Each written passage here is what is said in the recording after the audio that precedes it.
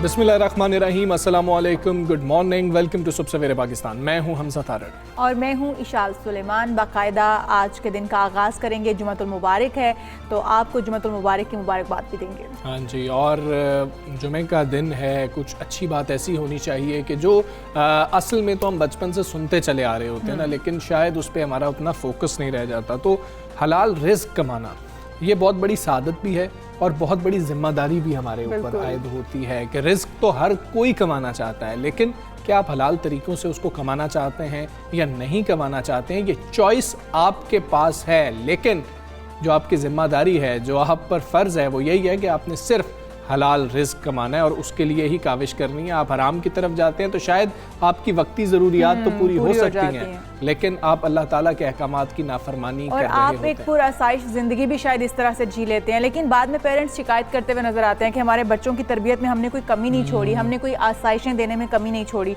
फिर कहाँ पर गलती या कहाँ पर कोताही हो गई है, तो फिर आप बिल्कुल तो फिर आप ये सोचें कि कहाँ पर कोताही हो गई। क्या आपके रिस्क में कहीं किसी का हक मार कर तो आपने अपने बच्चों को नहीं खिला दिया, कहीं पर आपने हराम तो नहीं कमा कर उन्हें खिला दिया?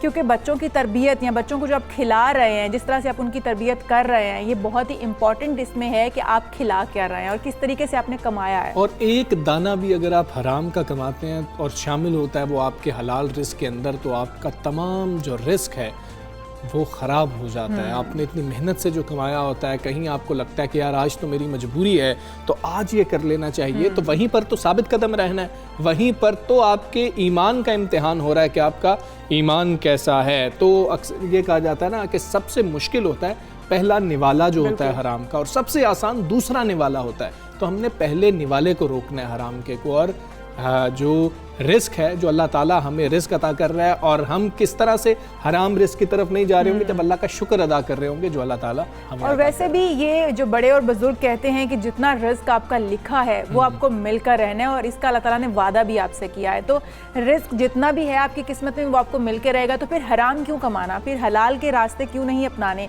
क्योंकि वो रिस्क जो लिखा हुआ है वो तो मिल ही जाएगा। फिर आप हलाल के रास्ते से कमाएं या फिर हराम रास्ते से कमाएं, तो आप काविश करें ताकि आप हलाल तरीके से कमा सकें, और वो रिस्क जो है वो अल्लाह ताला खुद ब खुद आपकी तरफ जो है वो भेज देगा, जो आपके लिए उसने मुकर्रर किया है, जिसने आपके लिए लिखा है। तो हमने अपनी कोशिश जारी रखनी है और सिर्फ हलाल रिस्क की जो है तरबियत भी करनी है आगे बच्चों की, और ख़ुद अगर उस पर अमल कर रहे होंगे तो बच्चों की तरबियत हम वैसी रोल मॉडल बनना बहुत ज़रूरी होता है, एग्जाम्पल सेट करना बहुत ज़रूरी है। हाँ जी, चलें जी, इसी बात के साथ बात करेंगे कोरोना वायरस के हवाले से। मरीज़ों की तादाद तो हम देख रहे हैं उसमें बतदरीज कमी का सिलसिला जारी है, केसेस जो हैं 2% से नीचे ही हैं, और फ़ाल मरीज़ों की तादाद अब 25,000 से भी कम रह गई है, लेकिन फिर भी ख़तरा टला नहीं। बिल्कुल ऐसा ही है, और ये खुशाइन बात ज़रूर है, लेकिन इसके साथ साथ एहतियात भी उतनी ही ज़रूरी है। NCOC के सरबराह असद उमर ने अपने ट्वीट में ये खबरदार किया है कि ज़्यादा लोगों ने वैक्सीन ना लगवाई तो कोरोना वायरस दोबारा सर उठा सकता है।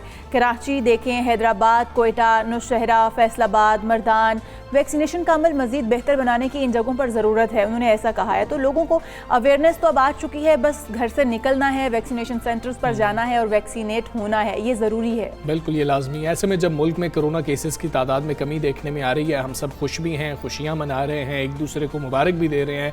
पाकिस्तान में कोरोना का कैलिफोर्निया वेरिएंट भी ऐसे ही हालात में पहुँच गया है। सेहत के हुकाम के मुताबिक कोरोना से मुतासरा कई मरीजों में कैलिफोर्निया का वेरिएंट गया। बिल्कुल ऐसा ही है, और ये परेशान कुन बात भी है। ताहम इत्मीनान की बात तो यह है कि तकरीबन तमाम वैक्सीन इस वेरिएंट के खिलाफ मौसर हैं। दूसरी जानिब अगर हम आलमी इदारे सेहत की बात करें तो उसने खबरदार किया है कि कोरोना बहरान अगले साल भी जारी रह सकता है। WHO ने भी ये कहा है कि गरीब ममालिक जो हैं वो कोरोना वैक्सीन उनमें नहीं मिल रही है, इसलिए वहाँ पर जो है वो कोरोना उस तरीके से कंट्रोल नहीं हो रहा। लेकिन हमारे अपने मुल्क में अगर अगले साल फिर यही खदशात हैं तो हमें जल्द से जल्द जो है वो वैक्सीनेट हो जाना चाहिए। हाँ जी, अफ्रीका की भी बात की है WHO, उन्होंने कहा कि सिर्फ 5% से भी कम आबादी जो है उसकी कोरोना वैक्सीनेशन हो चुकी है, जबकि दीगर ममालिक में ये शरह 40% तक है। आलमी इदारा सेहत के माहिरीन ये भी कह रहे हैं कि कोरोना वैक्सीनेशन में मज़ीद तेज़ी लाने की ज़रूरत है। अगर अगले साल तक का खदशा जाहिर किया जा रहा है तो यानी कि ख़तरा पाकिस्तान में भी बाहर मौजूद है। उसका एक ही हल अभी तक हमारे पास है कि हम जल्द अज जल्द जिन लोगों ने खुद को वैक्सीनेट नहीं किया वो खुद को वैक्सीनेट करें। इसी सारी सूरत हाल पर बात करेंगे। यूनिवर्सिटी ऑफ हेल्थ साइंसेज के वाइस चांसलर डॉक्टर जावेद अकरम साहब हमारे साथ मौजूद हैं। डॉक्टर साहब अस्सलाम वालेकुम, गुड मॉर्निंग। कोरोना के नए वेरिएंट की बात कर लें, अब कैलिफोर्निया वेरिएंट का नाम सामने आ रहा है। ये पुराने वेरिएंट से किस कदर मुख्तलिफ है और कितना ख़तरनाक साबित हो सकता है? ये जो इसकी वायरस है ये बहुत बड़े साइज़ की वायरस है, क्योंकि दो वायरसेस मिलके चमगादड़ के अंदर एक वायरस बनी।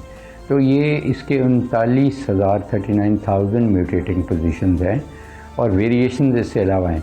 जो ये नया वेरिएंट है जिसको हम एप्सिलॉन कहते हैं, ये सदर्न कैलिफोर्निया से शुरू हुआ यानी अमेरिका से, और होते होते ये तकरीबन पूरी दुनिया में फैल गया बेशमूल पाकिस्तान में हमने 42 केसेस अभी तक देखे हैं। ज़्यादातर केसेस लाहौर में हैं लेकिन बाकी शहरों में भी हैं।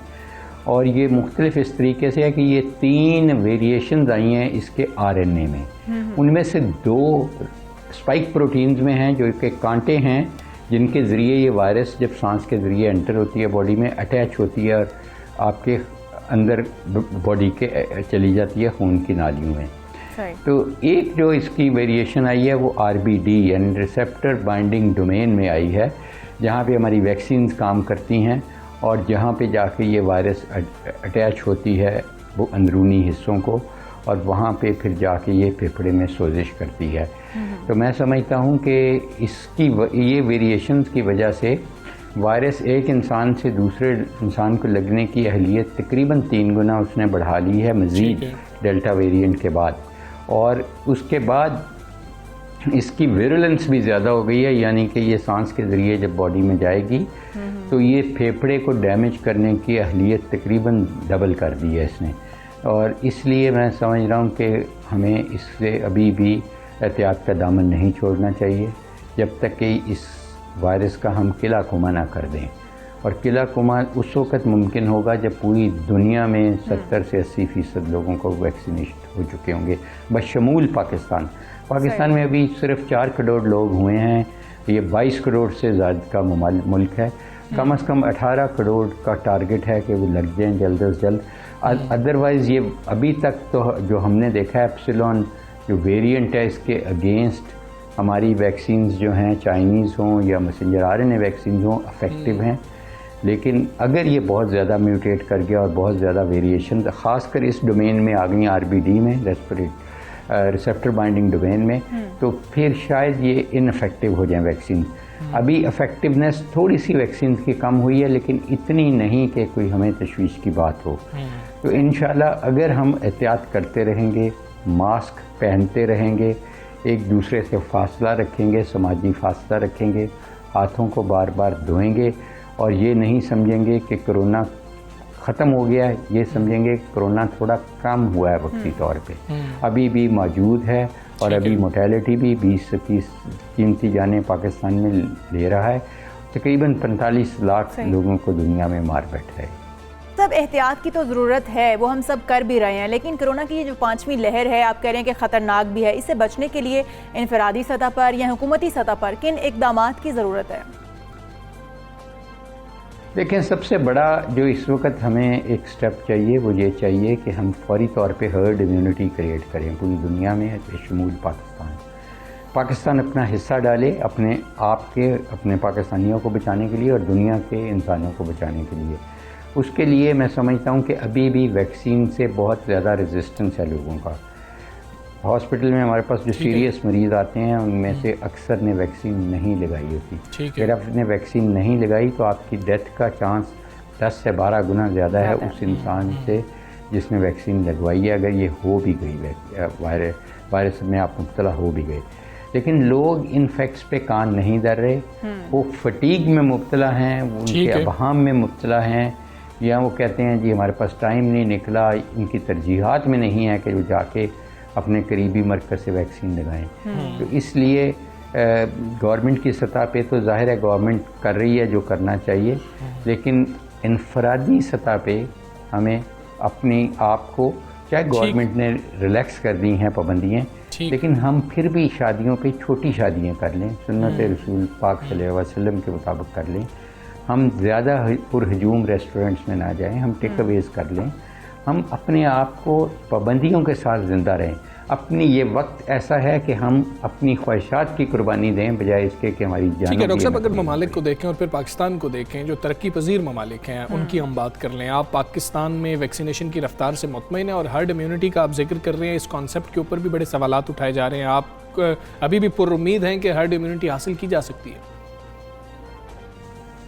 देखिए, मैं बिल्कुल मुतमिन नहीं हूँ, बहुत स्लो हम जा रहे हैं इस रफ्तार से, तो शायद हम 2-3 साल लग जाए हमें हर्ड इम्यूनिटी में।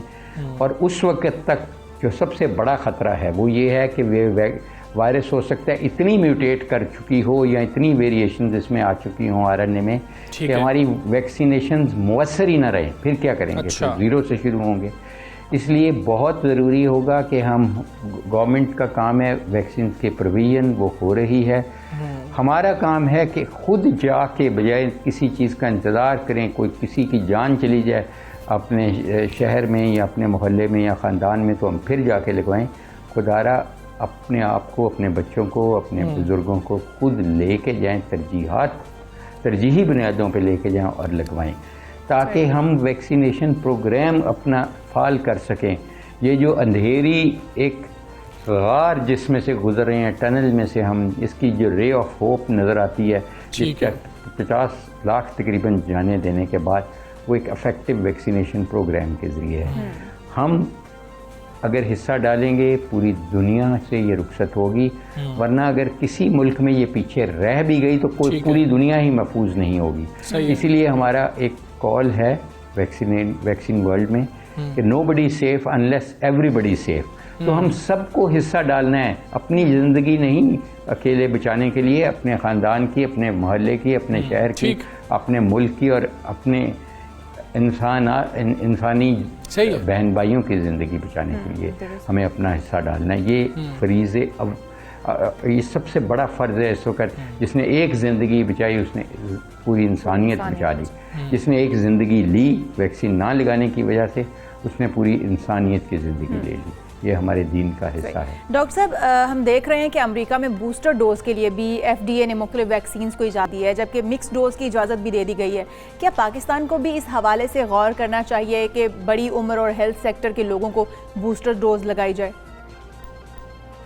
हेल्थ जो फ्रंट लाइनर्स हैं हेल्थ में, जो पुलिस वाले हैं, जो हमारे बस में कंडक्टर ड्राइवर्स हैं, जो ट्रेन्स पे हमारे हैं जो कंडक्टर्स, उन सबको लगनी चाहिए।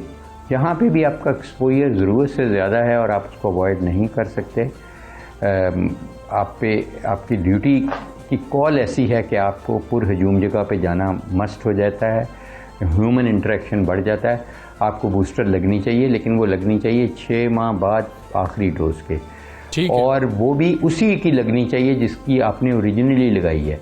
जो एक थर्ड डोज है ऑफ डिफरेंट वैक्सीन, जिसको मिक्स एंड मैच वैक्सीन कहते हैं जी, उसकी अभी कोई तजर्बा नहीं है पूरी दुनिया में कि वो फ़ायदेमंद भी है कि नहीं। उसके लिए हम स्टडी कर रहे हैं, पोलीवैक स्टडी। 3 माह की जो रिज़ल्ट है वो काफ़ी मुतमईन है कि उसमें अगर किसी ने मिक्स एंड मैच की भी है कि पहले उनको चाइनीज़ वैक्सीन की 2 डोजेज़ या 1 डोजेज़ कैंसाइनो की लगी थी, अब उन्होंने मॉडर्ना या फाइज़र लगवा ली है, तो उनको 3 माह में कोई ऐसे ख़ास साइड इफ़ेक्ट नहीं आए। लेकिन इसका ये मतलब नहीं है कि उनको 3 साल में नहीं आएंगे या 30 साल में नहीं आएंगे। इसलिए अभी हम इस पे तहकीक कर रहे हैं और हम आपसे शेयर करेंगे कि मिक्स एंड मैच करना वैक्सीन सेफ़ है कि नहीं।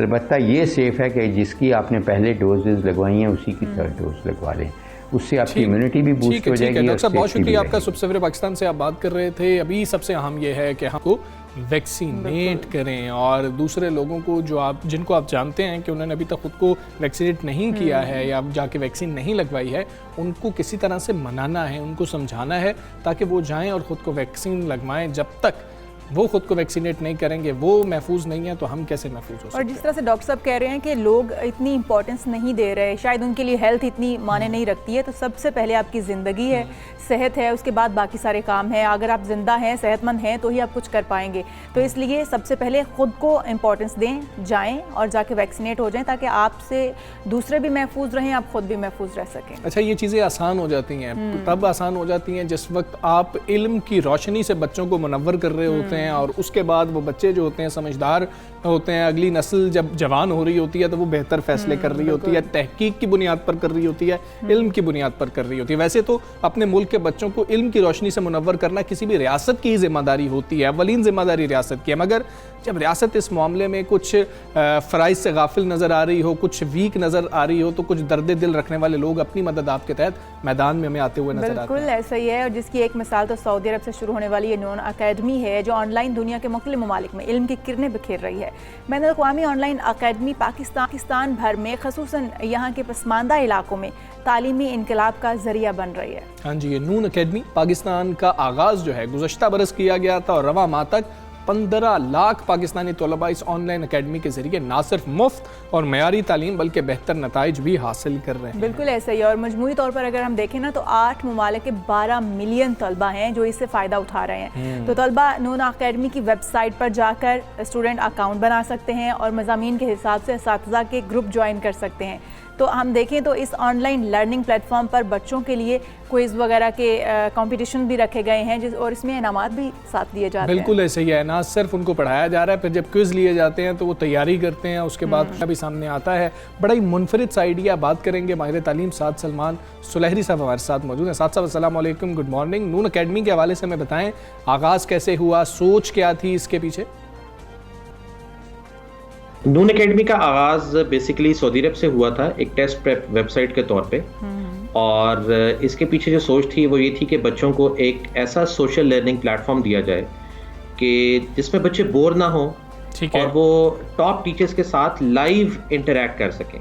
हमारे पास बहुत से इस तरह के प्लेटफॉर्म्स हैं, जैसा कि यूट्यूब है, जिसमें टॉप टीचर्स की वीडियोज़ आपको मिल जाती हैं, वीडियो लेक्चर्स मिल जाते हैं, लेकिन उसमें आप टीचर से कोई सवाल नहीं कर सकते। ठीक। तो एक तो ये सोच थी कि एक ऐसा प्लेटफॉर्म दिया जाए जहाँ टॉप टीचर से बच्चा लाइव सवाल भी कर सके। सही। दूसरा ये था कि देखें, आज अगर हम अपने आसपास देखें तो स्मार्टफोन और इंटरनेट पैकेज तकरीबन हर बंदे के पास है। एक बंदा वेल्डिंग कर रहा है, एक बंदा दुकानदार है, वो भी यूट्यूब पे वीडियो देख सकता है। तो चूंकि अब इसकी स्मार्टफोन और इंटरनेट की रीच हर बंदे तक हो गई है, तो एक सोच ये थी कि हम एजुकेशन को इन्हीं 2 रिसोर्सेज को यूज़ करते हुए दुनिया के कोने कोने तक पहुँचा दें। साद सलमान साहब, नून अकेडमी कितने बड़े पैमाने पर काम कर रही है और कितने पाकिस्तानी बच्चे इससे फ़ायदा उठा रहे हैं? देखिए, ग्लोबली तो नून एकेडमी जैसे सऊदीया से स्टार्ट हुई, फिर शुरू के कुछ सालों में मिडिल ईस्टर्न कंट्रीज़ में ये रही, लास्ट ईयर पाकिस्तान और इंडिया में इन्होंने लॉन्च किया, और ग्लोबली इस टाइम 8 मुल्कों में प्रेजेंस है नून एकेडमी की। पहले इसका नाम नून एकेडमी था, अब नून हो गया, और पूरी दुनिया में 12 मिलियन स्टूडेंट्स हैं जो इस पर रजिस्टर्ड हैं, जो इस पर तालीम हासिल कर रहे हैं। और पाकिस्तान में पिछले 1 साल में, लास्ट ईयर सितंबर में स्टार्ट हुई थी, तो पिछले 1 साल में तकरीबन 1.5 मिलियन स्टूडेंट्स हैं, 15 लाख बच्चे जिन्होंने इस पर रजिस्टर किया, जो इस पर पढ़ रहे हैं और फ्री एजुकेशन हासिल कर रहे हैं। और दोनों सिलेबस जो कि हमारा एक नेशनल बोर्ड्स का सिलेबस होता है, पाकिस्तान के लोकल बोर्ड्स हैं वो भी हम पढ़ा रहे हैं, और कैम्ब्रिज IGCSE वो भी पढ़ा रहे हैं। और इसमें हमारे पास एक तो वो क्लासेस हैं जो फ्री क्लासेस हैं, बच्चे फ्री क्लासेस भी लेते हैं जिसमें हम पूरा कोर्स कवर कराते हैं, और कुछ हमारी पेड क्लासेस भी होती हैं। अच्छा। पेड क्लासेस इस तरह से होती हैं कि जो बच्चा फ्री क्लास के अलावा एक्स्ट्रा पढ़ना चाहे, पास्ट पेपर्स करना चाह रहा है, एक्स्ट्रा प्रैक्टिस करना चाह रहा है, वो चाह रहे टीचर उसको कुछ ज़्यादा टाइम दे, तो वो पेड क्लास में फिर आ जाते हैं। ठीक है। और उसके अलावा फिर हम इसी तरह जो एंट्री टेस्ट्स हैं हमारे पाकिस्तान में, जो ज़्यादा बड़े पैमाने पे, जैसे MD CAT है, E-CAT है, NET है, NAT, इनकी तैयारी भी हम इस पे बिल्कुल ठीक है, बिल्कुल ठीक है। साथ साथ वो भी फ्री ये भी करवा बताइएगा, जिस तरह से आपने कहा कि पाकिस्तान में जब ली गई तो वो तकरीबन यही टाइम पीरियड चल रहा था कि जो कि कोरोना के दौरान था, और तब तो ऑनलाइन एजुकेशन का ही ट्रेंड आया हुआ था। तो कोरोना के दौरान जब स्कूल बंद थे तो नून के प्लेटफॉर्म से बच्चों की तालीम में कितना अहम किरदार अदा किया गया है और किस तरह से डिज़ाइन की गई थी चीज़ें उनके लिए? अच्छा, कोरोना में और कोरोना के बाद भी नून एकेडमी का बहुत बड़ा किरदार रहा बच्चों की तालीम में। कोरोना में तो ज़ाहिर बात है तालीम बिल्कुल आप समझें कि जैसे बहुत से स्कूलों में रुक गई थी, बहुत से स्कूलों में बराए नाम एक ऑनलाइन एजुकेशन दी जा रही थी। देखिए, ऑनलाइन एजुकेशन और जो नॉर्मल जो फिजिकल एजुकेशन है इसमें थोड़ा फ़र्क होता है। ऑनलाइन के लिए एक ट्रेन टीचर चाहिए होता है जो बच्चों को इस तरह से पढ़ाए कि जैसे वो बिल्कुल सामने बैठ के पढ़ा रहा है, वरना वो असर नहीं रहेगा टीचर के पढ़ाने में। तो कोरोना के दौरान भी ऐसे बच्चे थे जिनके स्कूलों में क्लासेस ऑनलाइन नहीं हो रही थी और उन्होंने हमारा प्लेटफॉर्म ज्वाइन किया। और हमने उसके अलावा बहुत बड़ी बड़ी चेन्स जो पाकिस्तान के मुख्तलिफ सूबों में उनको ऑफ़र किया था कि हम हमारे प्लेटफॉर्म को फ्री यूज़ करें और अपने टीचर्स को कहें कि वो प्राइवेट क्लासेस लें, अपने स्टूडेंट्स को पढ़ाएं। और हमने अपना प्लेटफॉर्म की एक्सेस फ्री दे दी थी, वो अभी भी फ्री है, कोई अपनी प्राइवेट क्लासेस लेना चाहे तो वो ले सकता है। कोरोना के बाद भी जो अभी हमारे पास जो बच्चे आ रहे हैं कि 4 किस्म के बुनियादी तौर पे बच्चे हैं जो हमारे इस प्लेटफॉर्म पे पढ़ रहे हैं। एक वो बच्चे हैं कि जो उनको सुबह अपने स्कूलों में सही समझ नहीं आती, कोई कॉन्सेप्ट्स क्लियर नहीं होते, और या कोई स्कूल में कोई ऐसी चीज़ पढ़ाती जाती है, ऐसा भी वो बच्चे आए हैं कि जी हमारे स्कूल में गलत पढ़ा दिया, तो वो बच्चे फिर शाम को आके हमारे प्लेटफॉर्म पे पढ़ते हैं। दूसरी तरह के बच्चे वो हैं कि जो बहुत बैकवर्ड एरिया से हैं, कि जिनके इलाकों में या तो स्कूल या तालीम की सहूलत है ही नहीं, या उनके इलाकों में स्कूल तो हैं वहाँ उस्ताद नहीं है। हमारे पास ऐसे बच्चे हैं जो डेरा बुगटी से जिन्होंने ज्वाइन किया, सुई बलोचिस्तान, वजीरिस्तान या सिंध के ऐसे इलाकों से कि जिनके हमने नाम भी नहीं सुने हुए। उन बच्चों ने बताया कि हमें तो इस बात की खुशी होती है कि हमें उस्ताद से बात करने का मौका मिल रहा है। तो एक तो दूसरे किस्म के बच्चे ये हैं कि जो जिनके पास तालीमी सहूलियत बिल्कुल नहीं है और वो नून पे प्लेटफॉर्म पे पढ़ रहे हैं।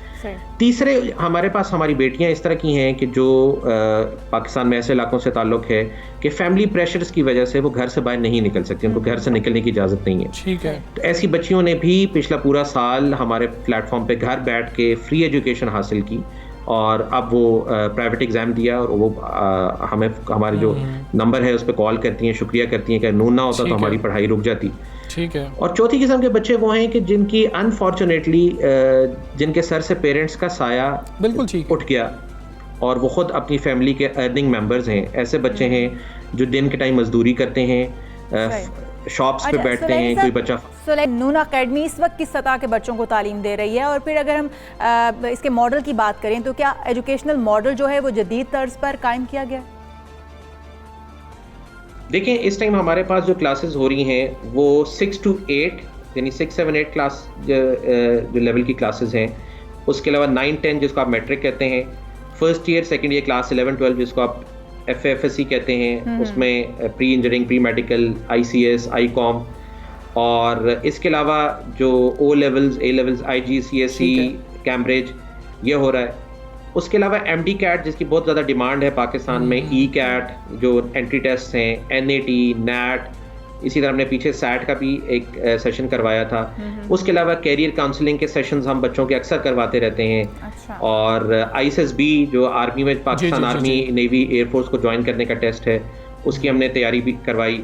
और उसके अलावा छोटे बच्चों के लिए हमने स्टोरी टेलिंग मुख्तलिफ ज़बानों में, जैसे हमारे बचपन में होता था ना कि रेडियो पे एक सेगमेंट होता था कि 30 मार खान की कहानी आ रही तो बच्चे सारे बैठ के उसको सुनते रहते थे। तो स्टोरीज टेलिंग के छोटे बच्चों के लिए हमारे वो सेशंस भी होते हैं जिसमें लोकल लैंग्वेजेस में सिंधी, पठवारी, पंजाबी, इन लैंग्वेजेस में भी स्टोरी टेलिंग की जाती है। तो ओवरऑल पूरे पाकिस्तान के जो बच्चे हैं अल्हम्दुलिल्लाह उनके लिए कुछ ना कुछ हमारे प्लेटफॉर्म पे बिल्कुल ठीक है जी। साथ सलमान सुलैज़फ़री आपका सबसे पाकिस्तान से आप बात कर रहे थे, मुनफरिद आइडिया है और जिस तरीके से वो बता रहे हैं कि जामे तौर पर वहाँ पर कोर्सेज़ रखे गए हैं, असातिज़ा वहाँ पर ट्रेंड मौजूद हैं बच्चों की रहनुमाई के लिए, तो यकीनी तौर पर अगर हम देखें ज़ाती हैसियत में एक बड़ी अच्छी काविश है। बिल्कुल, बच्चे जिस तरह से लाइव टीचर से क्वेश्चंस कर सकते हैं और फिर वो कोचिंग क्लासेस भी हो रही हैं साथ में, जो बच्चे स्कूल में समझ नहीं पाते हैं वो उनसे ट्रेनिंग ले सकते हैं। तो बड़ी अच्छी काविश है और यकीनन इसके ऊपर हुकूमती सतह पर भी इनको अप्रिशिएट करना चाहिए और साथ देना चाहिए। बिल्कुल ऐसे। हम एक ब्रेक लेते हैं जी, ब्रेक के बाद वापस आते हैं। Stay with us.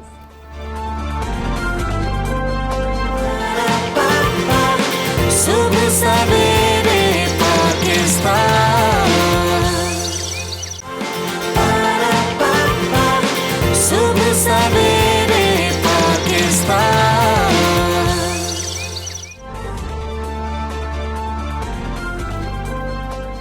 Welcome back to सुबह सवेरे पाकिस्तान। नाजरीन, ज़माना जो है वो मॉडर्न होता चला जा रहा है, और जहाँ पर ज़माना मॉडर्न हो रहा है, समाज तरक्की कर रहा है, तो इलेक्ट्रिक गाड़ियाँ चल रही हैं, मोबाइल फ़ोन्स जो हैं वो डिजिटल हो रहे हैं, फिर डिजिटल करेंसी जो है उसके भी चर्चे हो रहे हैं। हम जो बात कर रहे हैं वो कर रहे हैं क्रिप्टो करेंसी और बिटकॉइंस की। हाँ जी, मतलब आम तौर पर सारे बिटकॉइन को जानते हैं, दीगर जो हैं वो भी कॉइन्स मौजूद हैं और उनसे इतने लोग वाकिफ़ नहीं हैं, लेकिन बड़ी तादाद में ऐसे भी लोग हैं कि जो ये अब काम कर रहे हैं, उनकी कमाई का रोज़गार का ये ज़रिया है। और पाकिस्तान में बड़े चर्चे हैं इसके। डिजिटल करेंसी को मुल्क में कानूनी हैसियत दिलाने के लिए कोशिशें भी शुरू की गई हैं, यहाँ तक कि बात अदालतों तक पहुँचाई गई है। हुकूमतों को समझाया जा रहा है कि किस तरीके से ये मामला वैसा नहीं है जैसा स्टेट बैंक सोच रहा है शायद, या फिर ये FBR की जानिब से कुछ खदशात हैं, या SCCP के जो कुछ खदशात हैं। सिंध हाई कोर्ट ने FIA को भी क्रिप्टो करेंसी कम्यूनिटी के ख़िलाफ़ कार्रवाई से रोक दिया है।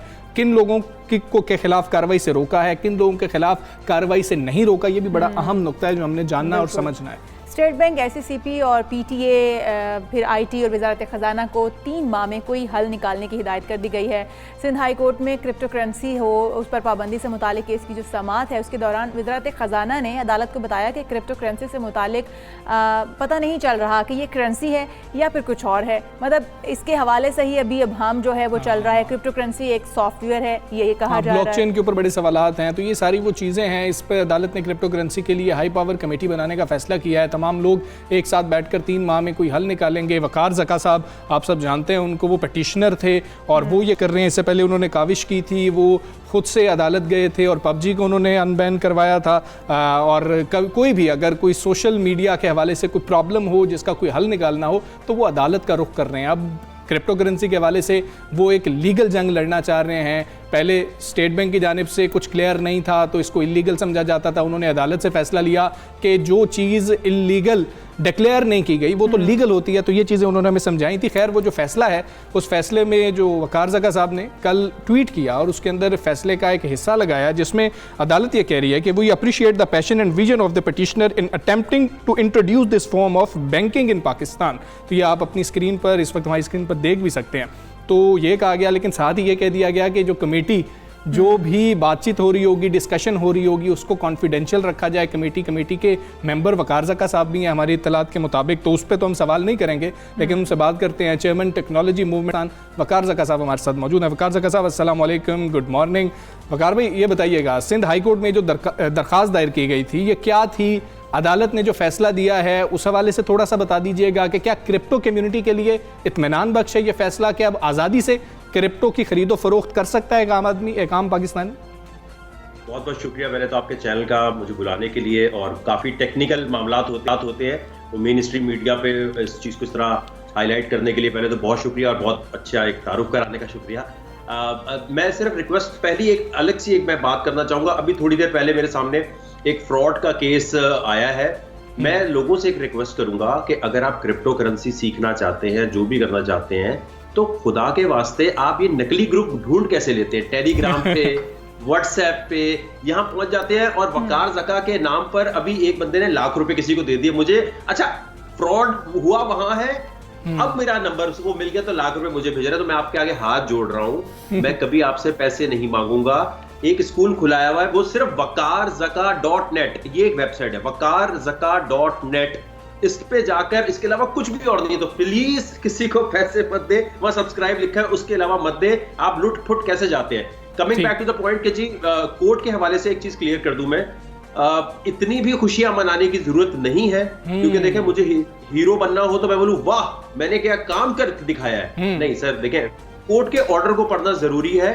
थोड़ा सा जल्दी ब्रेकिंग न्यूज के चक्कर में शायद कहीं से कोई बात निकली है तो वो शायद गलतफहमी का शिकार मीडिया हुआ है हमारा। ठीक है, ये हुक्म नहीं दिया गया कि आपने रेगुलेट करना ही करना है।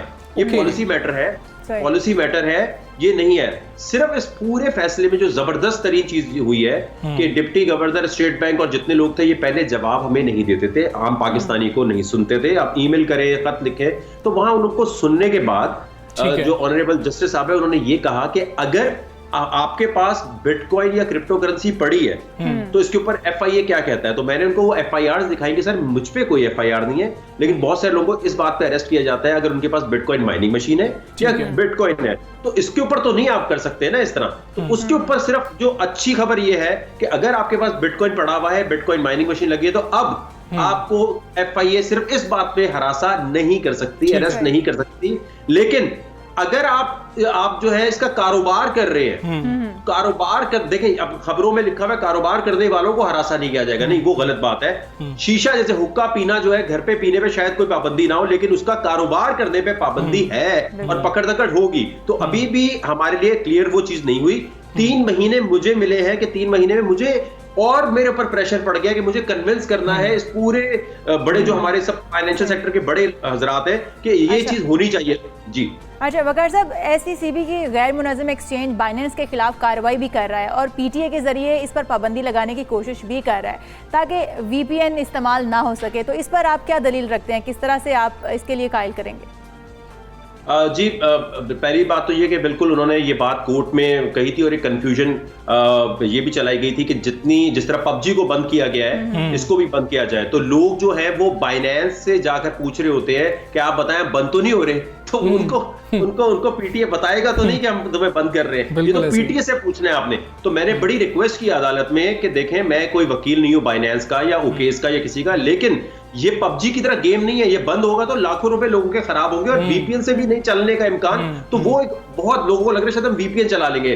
तो मसला ये था, मैंने उनसे कहा कि अगर खुदा के वास्ते आपने ऐसे करना है तो पहले उन एक्सचेंजेस को एक लेटर लिख दें, 90 दिन का टाइम दे दें और उनको बोले पाकिस्तान दफ्तर यहाँ के खोल लें, यहाँ के बुलाएं, ये रेवेन्यू आएगा। मैं ये नहीं कहता कि जी सिर्फ वकार ज़का का एक्सचेंज खोल दें, इनको बंद कर दें, क्योंकि बहुत सारे लोगों का रोजगार चल रहा है। लेकिन अभी ये देखें PTA की तरफ हमें बहुत देखना पड़ेगा, सिक्योरिटी एक्सचेंज कमीशन की तरफ देखना पड़ेगा कि कभी भी इन एक्सचेंजेस के साथ अगर कोई इस तरह की बात होती है, क्योंकि पाकिस्तान में आपको पता है बैन कल्चर ऐसा है, पता नहीं चलता, हो सकता है आप और मैं भी बैन हो जाए। हाँ जी ठीक है वकार भी ये बताइएगा स्टेट बैंक और SECB का बुनियादी एतराज क्या था और उस बुनियादी एतराज पर वकार ज़का को बुनियादी एतराज क्या है?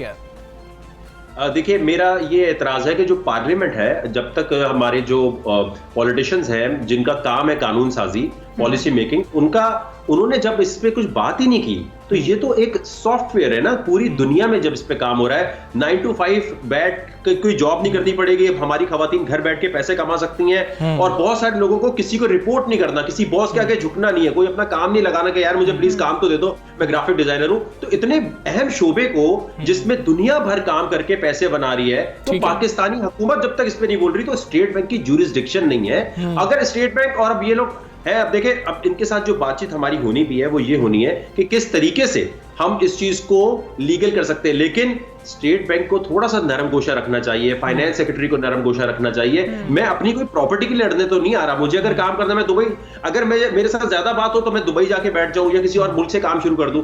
पूरी कौम के लिए बहुत बड़ी अपॉर्चुनिटी है, आप इस तरह हमारी कौम से अपॉर्चुनिटी छीन नहीं सकते। सही है। अच्छा वकार साहब, इस फैसले से पहले तक होने वाली जो गिरफ्तारियां हैं उनके बारे में बताइएगा कि सुनने में आ रहा है कि FIA साइबर क्राइम की जो क्रिप्टो माइनर्स और क्रिप्टो होल्डर्स हैं फॉरेन एक्सचेंज एक्ट का इस्तेमाल करते हुए 1947 के तहत उनको गिरफ्तार किया गया है। तो अब गिरफ्तारियों की क्या हैसियत है, क्या उन्हें छोड़ दिया जाएगा, क्या उस हवाले से भी थोड़ा बताइएगा। देखिए जब तक कंप्लेनेंट मौजूद नहीं है तो सू मोटो तो FIA साइबर क्राइम नहीं ले सकता। FIA साइबर क्राइम में जिस तरह हर जगह पर मीडिया में भी हर जगह कुछ लोग सही होते हैं कुछ गलत होते हैं, तो FIA साइबर क्राइम ये नहीं कर रहा। कुछ खास ऐसे इंस्पेक्टर्स हैं जिनकी इंक्वायरी जो है लाहौर के खुद FIA साइबर क्राइम ने खोली है, वो अच्छे लोग भी हैं, लेकिन इसी क्या स्टेट बैंक के इसी नोटिफिकेशन का इस्तेमाल करके जितने लोगों को अरेस्ट किया गया है अब वो दोबारा अपील कर सकते हैं कि भाई हमारी बिटकॉइन माइनिंग मशीनें वापस दो, हमारे आपने बिटकॉइन अगर नहीं है तो वापस दो, क्योंकि बिटकॉइन लेकर ये FIA के जो इंस्पेक्टर है उसकी जेब में क्या कर रहा है, बिटकॉइन की माइनिंग मशीनें रखी हुई हैं, तो ये वापस उनको खुद ही वापस कर देनी चाहिए, क्योंकि देखिए FIA एक बड़ा जबरदस्त इदारा है, उसका नाम खराब कर रहे हैं कुछ लोग। ठीक है वकार भाई, एक अहम चीज़ ये तो हो गई, टेक्निकल बातें सारी साइड पर हो गई, जो अदालती फैसला था उसके ऊपर हमने बात कर ली। अब चंद लोग इस पे अपनी रोज़ी कमा रहे हैं, ख़वातीन घर में हैं, वो इस पर जो है बहुत ज़्यादा कोशिश करती हैं, कम अज़ कम 40-50 हज़ार रुपया तो मैंने सुना है कि लोग निकाल लेते हैं इससे, और ये पाकिस्तान जैसे मुआशरे के अंदर इतने पैसे कमा लेना जितने जैसे हालात हैं, ये भी बड़ी बात है। लेकिन अब कन्फ्यूजन है, जो लोग USDT खरीदते हैं, जिसको आम फहम जुबान में ये कहते हैं कि वो डॉलर खरीद के अपनी एक्सचेंज में डालना चाहते हैं या फिर उससे खरीदना चाहते हैं कोई कॉइन। अब USDT का कारोबार तो हो नहीं सकता, P2P पर भी जो पर्सन टू पर्सन है उस पर भी पाबंदी है, तो किस तरीके से कोई आम आदमी USDT खरीद सकता है? अच्छा देखें, ये वही वाली बात है कि मैंने अगर USDT खरीदने हैं और मैं इसका बिजनेस नहीं कर रहा, मैं इसका एक्सचेंजर नहीं हूं, ठीक है, मेरा कोई व्हाट्सएप ग्रुप नहीं है या मेरा जो फेसबुक ग्रुप है मैं उस पर USDT की बाई सेलिंग नहीं कर रहा, मैं मनी एक्सचेंजर नहीं बना हुआ, तो अब तो खैर है। आप P2P पे गए, आपने किसी से खरीदा, ये कोई कानूनन जुर्म नहीं है, ठीक है। आपने हक हलाल पैसे से अगर आप खरीद रहे हैं या आप विड्रॉ कर रहे हैं, वो जो बंदा इसका बिजनेस कर रहा है उसको FIA पकड़ सकता है, क्योंकि वो मनी चेंजर बन गया ना, मनी चेंजर का लाइसेंस नहीं है उसके पास। तो फिर वही बात है कि आप बाहर से कोई कीमती चीज लेकर आते हैं, जैसे अगर आप मेटावर्स की कोई ऑकुलस लेकर आते हैं या कोई ऐसा सॉफ्टवेयर लेकर आते हैं जिसपे पाकिस्तान पे कोई कानून नहीं है, तो आप रख सकते हैं, लेकिन उसको बेचने के लिए जहां से जो लाइसेंस लेना पड़ता है सिक्योरिटी एक्सचेंज कमीशन से कंपनी का, वो इनको नहीं मिला हुआ। तो जितने मनी जो एक्सचेंजर है जो बड़ा बड़ा काम कर रहे हैं व्हाट्सएप पे, भाई देखिए माजरत के साथ आप लोगों के खिलाफ कार्रवाइयां भी होंगी और आपके सारे रिकॉर्ड उनके पास मौजूद नहीं है, और उनके साथ वकार ज़का भी नहीं खड़ा होगा। मैं क्या उनके साथ खड़ा, मैं इसलिए नहीं हो सकता उनके साथ क्योंकि इसके अंदर मनी लॉन्ड्रिंग के कानून जो है ना बहुत सारे है, टेरर फाइनेंसिंग। देखिए चोरी की गाड़ी होती है ना, आप फर्ज करें मैंने USDT खरीदा, मैं लोगों को बताना चाहूंगा आप जिससे भी खरीद रहे हैं KYC AML जो FATF के कवानीन है उसको देखते हुए प्लीज ID कार्ड ले लिया करें। ठीक है, आप ले ठीक है। वकार भाई, आखिर में आपसे ये जानना चाहेंगे कि आपने ये भी दावा किया था कि क्रिप्टो करेंसी के तहत पाकिस्तान का पूरा कर्जा उतर सकता है, पाकिस्तान का एक अपना कॉइन हो, पाकिस्तान की रियासत उसको ऑन करे। वेनेजुएला की आप मिसाल भी देते हैं कि वहाँ पर हमने हालात कुछ ऐसे देखे थे। टेनअप एक कॉइन भी है, उसके बारे में भी हमें थोड़ा सा बता दीजिएगा। आप कहते थे कि प्राइम मिनिस्टर इमरान खान अगर एक ट्वीट कर देना तो उससे ही बहुत ज़्यादा फर्क पड़ जाएगा, ये ज़रा हमें समझाएं, कर्जा कैसे उतर सकता है? देखिए जिस तरह बाइनेंस है, बाकी एक्सचेंजेस हैं, हमने टेनअप का एक एक्सचेंज बना के, और ये गौर कीजिएगा मैं ये कह रहा हूं कि मैं हुकूमत को, अदालत में भी ये मैंने कहा है, मैं गिफ्ट करना चाहता हूं, मैं अपने पैसे नहीं बनाना चाहता, उसका जो रेवेन्यू है वो हुकूमत में जाएगा।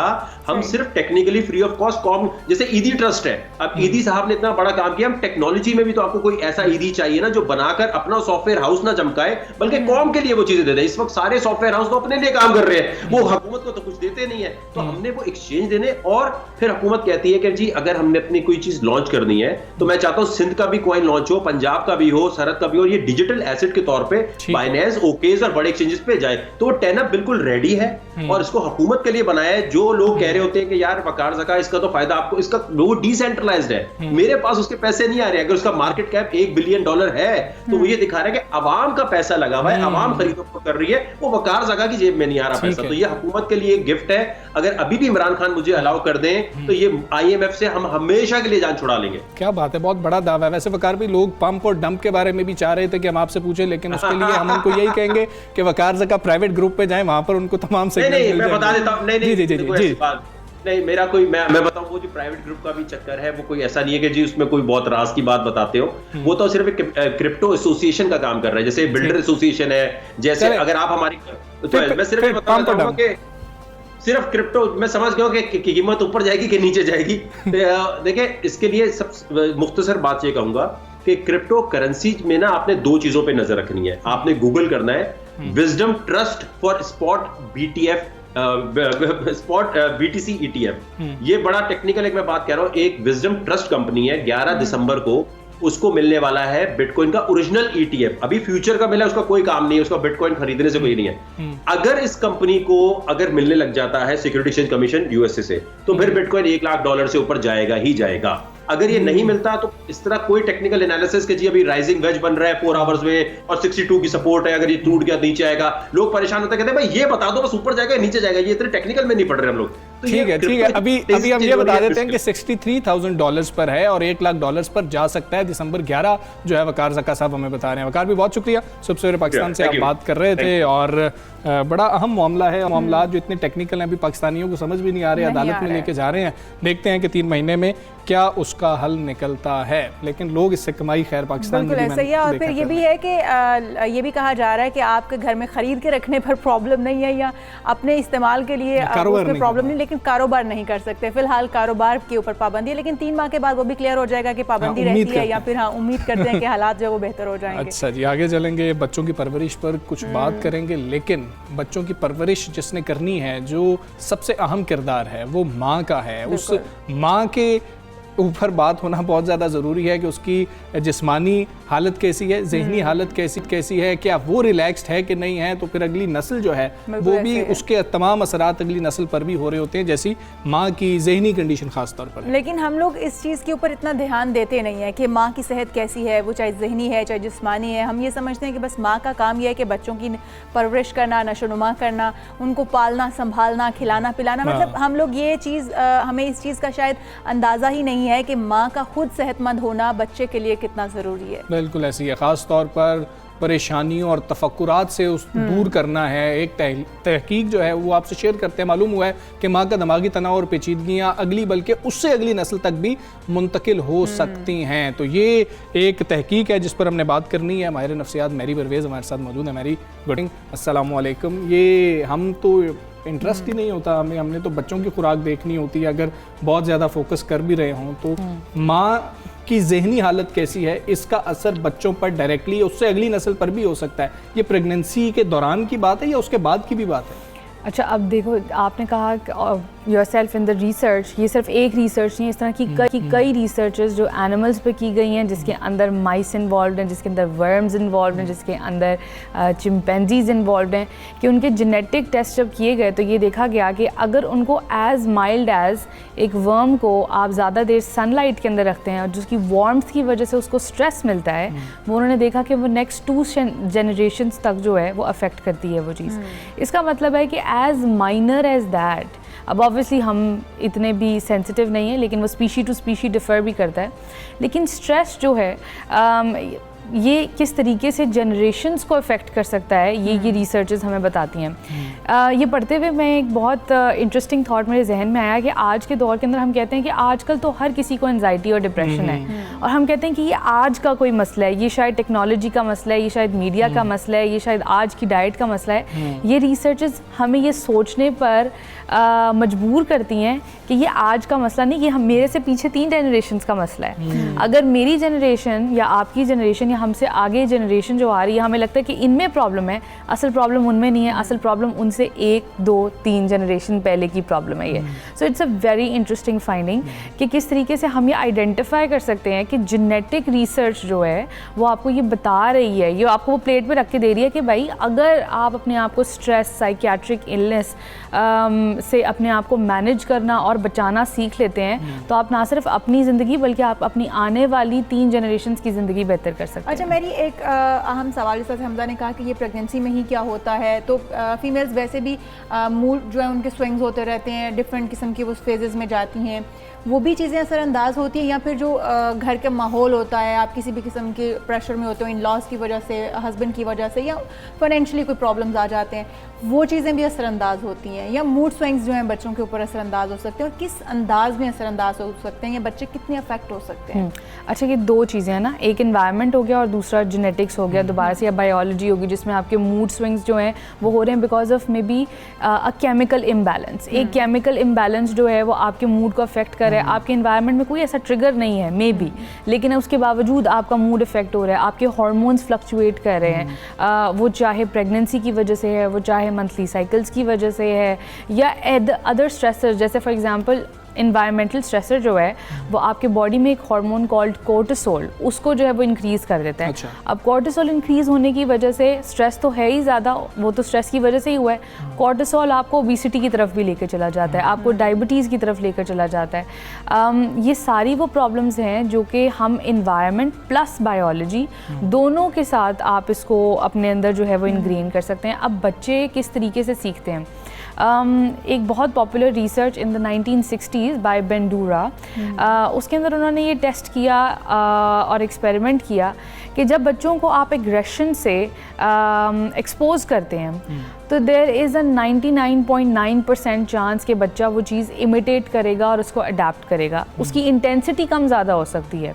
जैसे देखा गया कि लड़कियां जो थीं वो ज़्यादा वर्बल एग्रेशन को पिकअप करती हैं और लड़के जो हैं वो ज़्यादा फिजिकल एग्रेशन को पिकअप करते हैं। अगेन उसके अंदर थोड़ा सा कल्चरल सेटअप भी है ओवरऑल इन द वर्ल्ड, क्योंकि अगर फिजिकल एग्रेशन है तो वो अप्रिशिएट किया जाता है एक आदमी में या लड़के में, और लड़की क्योंकि फिजिकली इतनी ज़्यादा एग्रेसिव नहीं हो सकती बिकॉज वो अच्छा नहीं लगेगा, इसलिए वो वर्बल चीज़ें पिकअप करना शुरू कर देती है। तो observation, imitation is the number 1 thing जिसे बच्चा सीखता है। इसलिए अगर फॉर एग्जांपल देखें, ज़िंदगी में हर किसी की ज़िंदगी जो है वो every day can't be a good day. हर रोज़ आप खुश नहीं हो सकते, आपको स्ट्रेस होगा, आप मुश्किल से गुजरेंगे।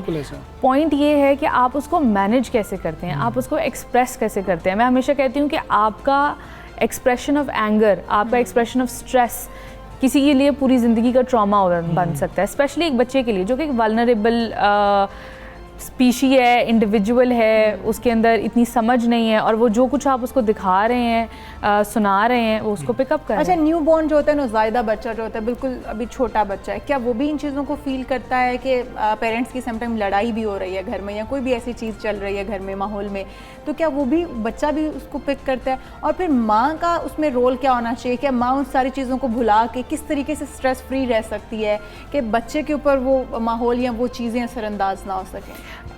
छोटी सी देखिए ना मिसाल है, अगर आप बच्चा छोटा है, न्यू बॉर्न बेबी, उसके अराउंड अगर शोर करेंगे, उसके सामने अगर एक ऐसी हम सोचते हैं कि एक डरावनी शक्ल जो है, वो बच्चे को कैसे पता चलता है कि ये स्कैरी है या ये अगली है, ये कैसे पता चलता है? क्योंकि कई ऐसी चीज़ें हैं जो कि एवोल्यूशन के थ्रू, जेनेटिक्स के थ्रू हमें ऑटोमेटिकली इनबिल्ट होती है वो हमारे अंदर।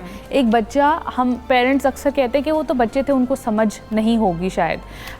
एक बच्चा जो है वो 3 महीने का होता है जब वो चीज़ें एक्चुअली पिकअप करना स्टार्ट कर देता है। आप ये छोटी सी मिसाल जो देने लगी थी वो ये थी कि अगर माँ बाप की लड़ाई हो रही है, बहन भाई की लड़ाई हो रही है, बच्चा अगर ऑब्जर्व करके एकदम से रोने लग जाता है, उसका एक रिएक्शन है, दैट मीन्स कि उसको ये चीज़ पसंद नहीं आ रही, डिस्टर्ब कर रही है। सो दैट मीन्स कि नेचुरली हमें ये पता चल जाता है, दिस इज़ एन एविडेंस कि बच्चा ऑब्जर्व कर रहा है, उसको समझ आ रहा है कि ये चीज़ नॉर्मल नहीं है।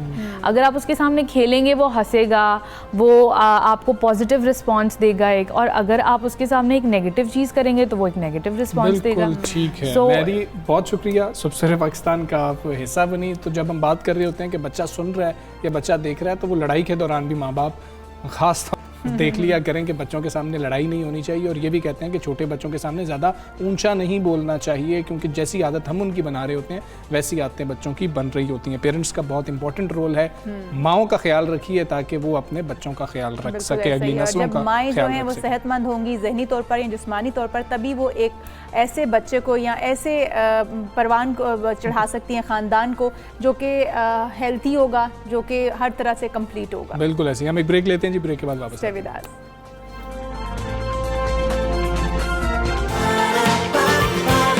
सुबह सवेरे पाकिस्तान,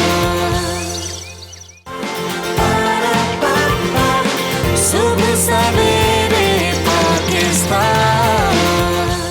मुल्क में बेकाबू होती महंगाई का जिक्र करेंगे, जिसने एक बार फिर मुल्क का सियासी माहौल गरमा दिया है। पीडीएम में हम देख रहे हैं कि कुछ जान पड़ती हुई नज़र आ रही है। वो फिर से तीन बरसों तक बयानात और ट्वीट तक महदूद जो रह रही थी ऑपोजिशन, सड़कों पर आ चुकी है। बिल्कुल ऐसा ही है। पीपल्स पार्टी है, मुस्लिम लीग नून है, JUI है, इन्होंने एहतजाजी मुजाहिरे शुरू कर दिए हैं। बढ़ती महंगाई को अपोजिशन जमातों ने एहतजाज का जवाब बनाया है। मुस्लिम लीग नून ने पंजाब सिंध में एहतजाजी मुजाहिरे शुरू करने का फैसला किया है, जबकि JUI की बात करें तो खैबर पख्तूनख्वा में तहसील सतह पर एहतजाजी मुजाहिरों का शेड्यूल उनकी जानिब से भी जारी कर दिया गया। बिल्कुल ऐसा ही है। PDM के सरबराह मौलाना फजलुर रहमान आज कराची में महंगाई के खिलाफ मार्च की क़यादत भी करेंगे। उधर हुकूमती वज़रा महंगाई का एतराफ़ तो कर रहे हैं, मगर ये कहना नहीं भूलते कि महंगाई सारी दुनिया में है। देखा जाए तो इस वक्त हुकूमत महंगाई समेत मुख्तलिफ मामलात में चारों तरफ से हमें घिरी हुई नज़र आ रही है। अपोजिशन चलें बटी हुई है, पीपल्स पार्टी अलहदा है, PDM अलहदा है, लेकिन मकसद जो है वो तकरीबन एक ही नज़र आ रहा है कि बिल्कुल ऐसे। महंगाई के खिलाफ किसी तरह से अवाम को बाहर निकाला जाए। बिल्कुल ऐसे ही महंगाई जो है वो तो आसमान से बातें कर ही रही है, जिस पर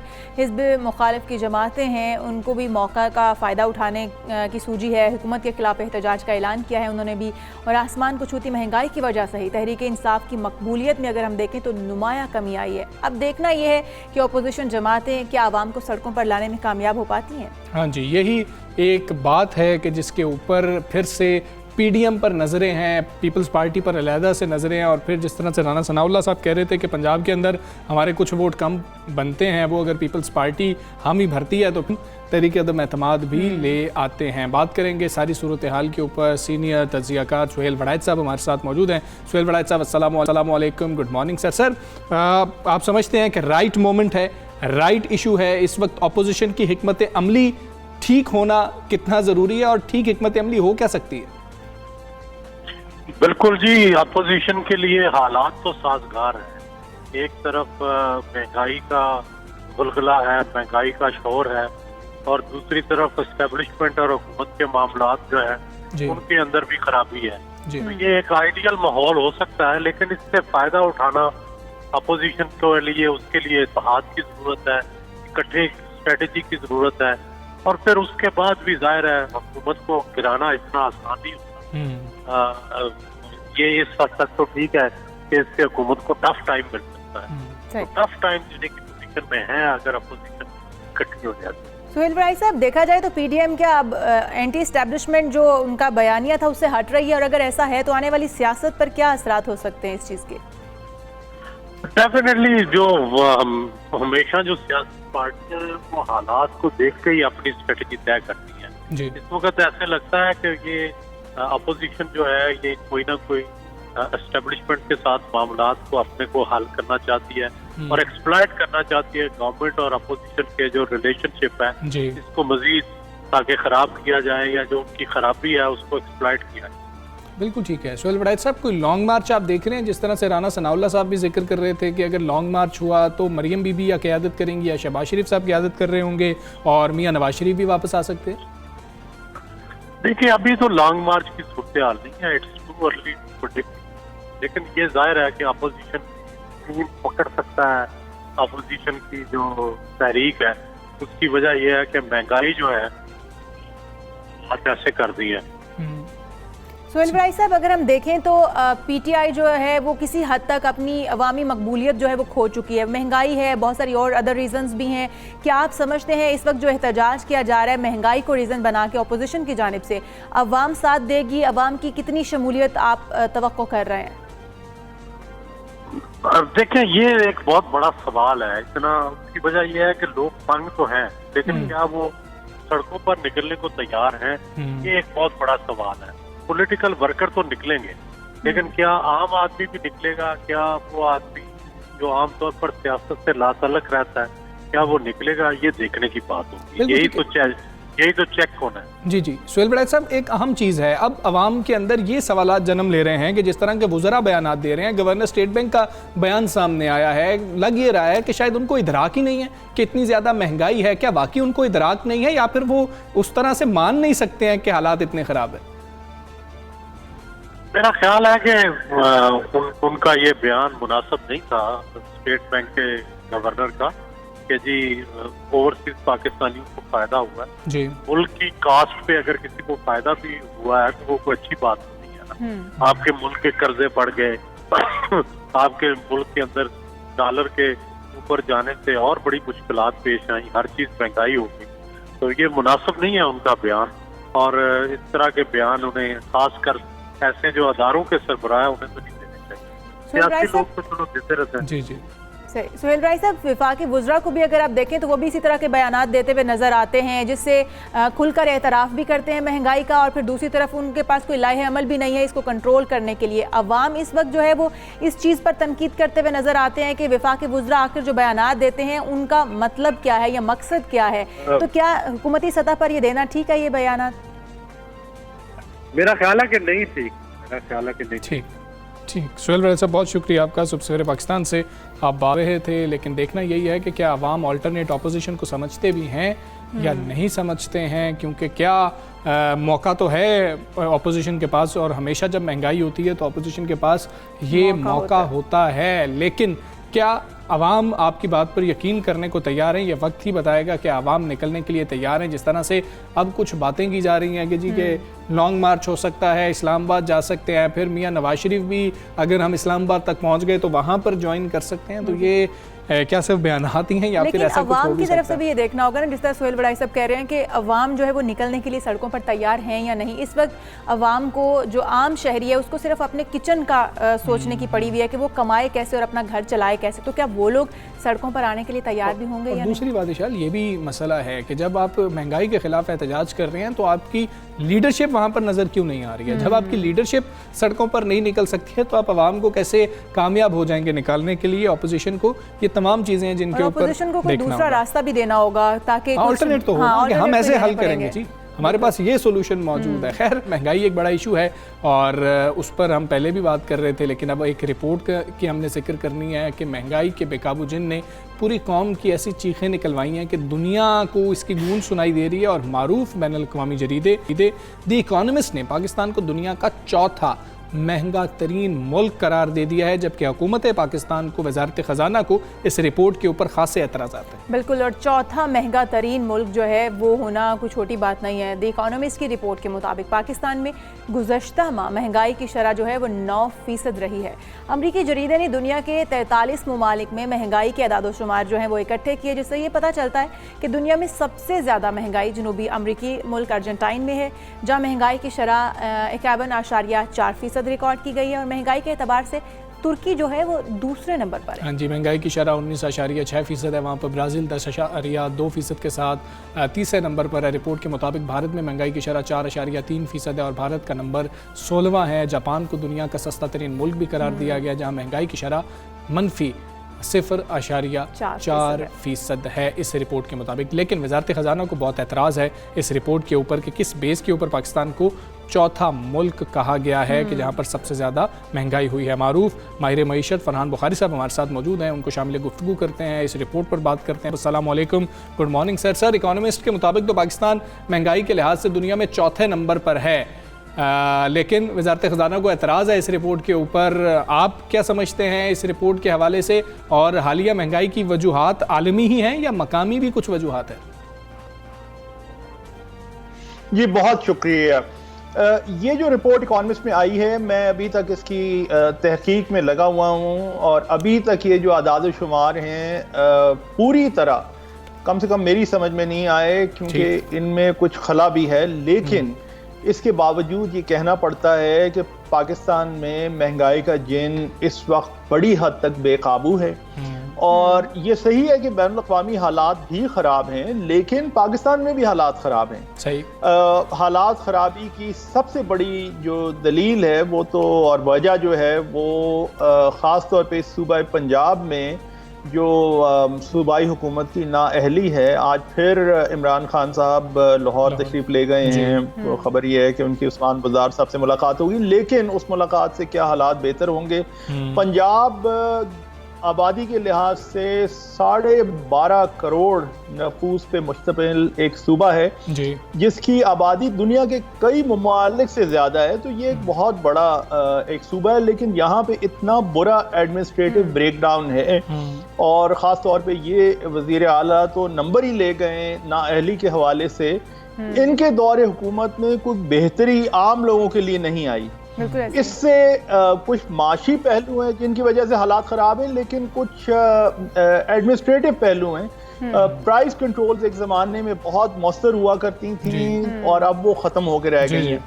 अब ये तमाम की तमाम गुफ्तगू पे, जैसे आपने पहले भी जिक्र किया, सोने पे सुहागा कहना चाहिए। ये जो रज़ा बाकर साहब बीच में इनका जो एक इंतहाई मुतनाज़ा बयान आ गया है, वो लगता है कि साल बाहर रहने के बाद पाकिस्तान में बतौर गवर्नर तो तकरीबन 2 साल पहले आए थे, लेकिन जहन अभी तक उनका बैरून मुल्क में है, और जो पाकिस्तान के हक़ायक़ हैं उनसे जिस किस्म की उन्हें वाक़फ़ियत होनी चाहिए वैसी नहीं है। वो लंदन में, बरतानिया में अनिल मुशर्रफ साहब जो कि एक बिजनेसमैन हैं, उनके मेहमान के तौर पे एक रिसेप्शन में गए और वहाँ पे वो मुख्तलिफ जगहों पे आ जा रहे हैं। फरहान बुखारी साहब, ये जो बयान गवर्नर स्टेट बैंक की तरफ से दिया गया, ये तो फिर अवाम के जख्मों पर नमक पाशी ही कह सकते हैं इसको। लेकिन बहरहाल इस वक्त जो महंगाई की सूरत हाल है, इसको देखते हुए जो मुल्क के इकनॉमिक इंडिकेटर्स हैं वो क्या कहते हैं कि जो मईशत है क्या वो दुरुस्त समत में जा रही है, जिसका हम देखते हैं कि दावे हुकूमत कर रही है, क्योंकि महंगाई की सूरत हाल जो हम देख रहे हैं वो कुछ और कहती है। भाई देखिए, बात वहीं पे आ जाती है, दुरुस्त समत में तो बिल्कुल नहीं जा रही। ठीक है, पाकिस्तान के उसमें जाके आम आदमी से पूछ रहे हैं तो आपको समझ आ जाती है। लेकिन रजा बाकर साहब आखिर एक बहुत अहम पॉलिसी मेकर्स हैं। अगर वो पॉलिसी मेकर ही पाकिस्तान के हालात से इतना अलग थलग हैं, और फिर उनके साथ एक ये भी मामला है कि वो बोलते बहुत हैं। दुनिया में कायदा ये समझा जाता है कि स्टेट बैंक गवर्नर्स को इतना नहीं बोलना चाहिए, बिल्कुल खामोश रहना चाहिए, और उनकी स्टेटमेंट जब हो सिलेक्टिवली हो तो उस स्टेटमेंट के नतीजे में कुछ बड़ी बात सामने आए। मुल्की हालात से लाइल भी है और बोलते भी ज्यादा हैं।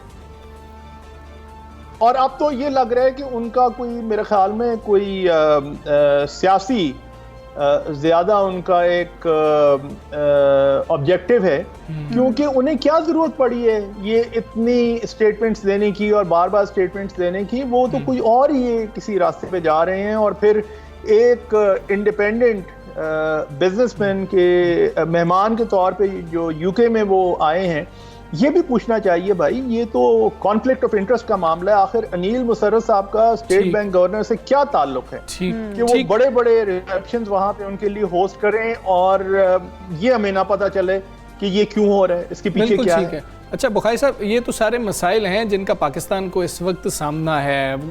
वज़रा के बयानात भी चले आते हैं, गवर्नर स्टेट बैंक का भी एक बयान सामने आ गया जिसके ऊपर हम गुफ्तगू कर रहे थे। लेकिन इन सारे मसाइल से निकला कैसे जा सकता है, मुश्किलात को कम कैसे किया जा सकता है, क्योंकि हुकूमत के पास भी अब कम वक्त रह गया है, उन्होंने भी इलेक्शन में जाना है। चाहती तो हुकूमत भी होगी किसी तरह महंगाई कम हो, चाहती तो हुकूमत होगी कि आम आदमी के हालात बेहतर हों, लेकिन नहीं हो पा रहे हैं। अब क्या करना चाहिए गवर्नमेंट को? एक तो फिल फॉर जितना जल्दी हो सके इंपोर्ट्स को, और ख़ास तौर पे लग्जरी इंपोर्ट्स को बड़ी यानी सख्ती से रोकना चाहिए। ये जो इतना एक सामान्य तायुश पिछले चंद महीने में पाकिस्तान में और ख़ास तौर पे बैरून मुल्क में बनी हुई गाड़ियाँ पाकिस्तान में जो इंपोर्ट हो रही हैं, ये पाकिस्तान मुतहम्मिल नहीं है कि ये सूरत हाल हम बर्दाश्त कर सकें। हुकूमत की अपनी ये सियासी तो एक होगी कोशिश कि जी एक फील गुड फैक्टर हो पाकिस्तान में, लोग समझेंगे आप वारे न्यारे हो गए और कमाल हो गया, लेकिन ये पाकिस्तान के जो माशी हालात हैं उनमें ये बिल्कुल नहीं हो सकता। दूसरे ये भी ज़रूरत है जितना जल्दी हो सके कि सूबा पंजाब में ख़ास तौर पे जो प्राइस कंट्रोल्स मैकेनिज्म बिल्कुल ख़त्म होके रह गए हैं, सही है, उन पे कोई इमरजेंसी की बुनियाद पे काम किया जाए। लेकिन ये दोनों चीज़ें मुझे नामुमकिनात में से लगती हैं मौजूदा हालात में, इसलिए क्योंकि अब ये सियासत का सीज़न शुरू हो गया है, अगले 1.5-2 साल में इलेक्शंस हैं, तो क्या ये इंपोर्ट्स को इतना सख्ती से कम करेंगे कि पाकिस्तान के हालात तो बेहतर हों, लेकिन वो जो फील गुड फैक्ट। फरहान साहब, देखा जाए तो अवाम तो नजरें गाड़े बैठे हैं कि कोई तो उनके मसाइल का हल ढूंढ कर दे। जी फरहान साहब, अवाम जो है वो नजरें गाड़े बैठे हैं, चाहे वो अपोजिशन हो चाहे हुकूमत हो, कोई तो उनके मसाइल का हल दे। आप क्या समझते हैं कि डॉलर की अगर हम बात करें तो डॉलर की उड़ान जो है वो कुछ थमती हुई नजर आ रही है, क्योंकि ये कहा जा रहा है कि अगर डॉलर मजीद महंगा हुआ तो महंगाई जो है वो इससे भी डबल हो जाएगी, तो अवाम तो वहीं पर उनकी परेशानी तो कायम रहेगी। क्या समझते हैं आप, डॉलर की कीमत कुछ नीचे आएगी या फिर यहीं पर कायम रहेगी या ऊपर जाएगी? देखिए, असूलन मैं कभी करेंसी के ऊपर पब्लिक में आके स्पेकुलेट इसलिए नहीं करता क्योंकि वो लोग फिर सुन के और अपनी अपनी राय कायम करते हैं। कोई डॉलर लेने के लिए भागता है, कोई डॉलर बेचने के लिए भागता है, तो ऐसा नहीं करना चाहिए। लेकिन रज़ा बाकर साहब की जो स्टेटमेंट आई है वो इंतहाई गैर जिम्मेदारी की स्टेटमेंट है। स्टेट बैंक गवर्नर ने पब्लिक में आके कहा कि जी डिवैल्यूएशन एक तबके के लिए अच्छी चीज़ है। तो पाकिस्तान में जो बैठे हुए लोग हैं वो ख़ासतौर पे जो मुखय्यर लोग हैं जिनके पास पैसे हैं वो तो यही सोचेंगे ना कि स्टेट बैंक गवर्नर कह रहे हैं डिवैल्यूएशन के बारे में, तो उसका मतलब है कि डॉलर खरीदने का वक्त है, आप मजीद डॉलर खरीदें तो आपके लिए बेहतरी होगी, और अगर आप रुपए में रहेंगे तो आपका नुकसान होगा। बिल्कुल ठीक है जी, ये डीवैल्यूएशन के कम से कम फ़ज़ाइल बयान नहीं करने चाहिए थे गवर्नर स्टेट बैंक को। बहुत शुक्रिया आपका बुखारी साहब, सुबह से आप बात कर रहे थे और हम जो हैं आगे भी बढ़ेंगे। मईशत के जो हालात हैं वो हम देख रहे हैं, मुआशी हालात हम देख रहे हैं कि काफ़ी जो है कन्फ्यूजन पाई जा रही है। लेकिन बुखारी साहब का भी इस रिपोर्ट के हवाले से ये कहना है कि अभी कोई जवाब मुझे मिलता हुआ इस तरह से नज़र नहीं आ रहा कि ये रिपोर्ट बिल्कुल दुरुस्त है कि चौथे नंबर पर है, और हुकूमत को, वजारत ख़जाना को भी इस रिपोर्ट के ऊपर एतराज़ात हैं। हम एक ब्रेक लेते हैं जी, ब्रेक के बाद वापस आएंगे।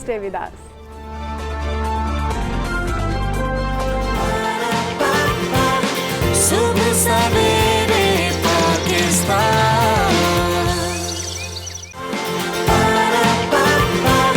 सुबह सवेरे पाकिस्तान।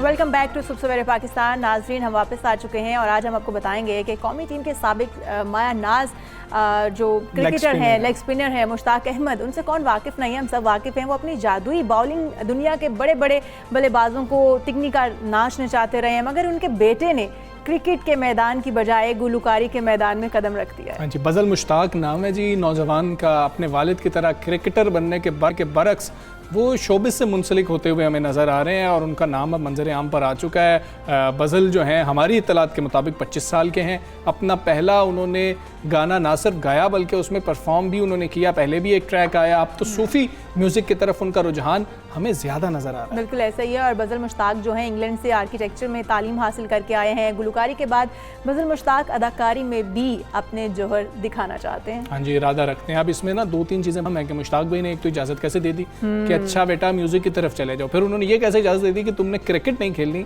तुम कुछ और कर सकते हो, क्योंकि ये बड़ा मसला है ना, क्योंकि कामयाब क्रिकेटर थे। वैसे हमने कुछ अदाकारी करते हुए मुश्ताक भाई को भी देखा है, कुछ एड्स के अंदर हम उनको देखते रहे हैं। तो चलें बज़ल को पहले इंट्रोड्यूस करवाते हैं। बज़ल, अस्सलाम वालेकुम, गुड मॉर्निंग, कैसे हैं आप? थैंक यू सो मच, मैं अल्हम्दुलिल्लाह ठीक, आप बताएं? बिल्कुल ठीक ठाक। आपसे हम बात करते हैं। पहले आपके वालिद साहब जो हैं वो हमारे साथ मौजूद हैं। उन्होंने कुछ आपके बारे में बड़ी गुफ्तगू मज़े की हमारे साथ। हाँ जी, तो उनको शामिल गुफ्तगू करते हैं, पहले उनसे बात करते हैं, फिर आपसे हमने गाना भी सुनना है। मुश्ताक भाई अस्सलाम वालेकुम, गुड मॉर्निंग। मुश्ताक भाई, हमें बज़ल के बारे में थोड़ा सा बताएं तो सही। दूसरा ये कि क्रिकेट की तरफ नहीं आए, आपकी बात नहीं मानी, या वैसे ही बचपन से ही आर्टिस्ट थे?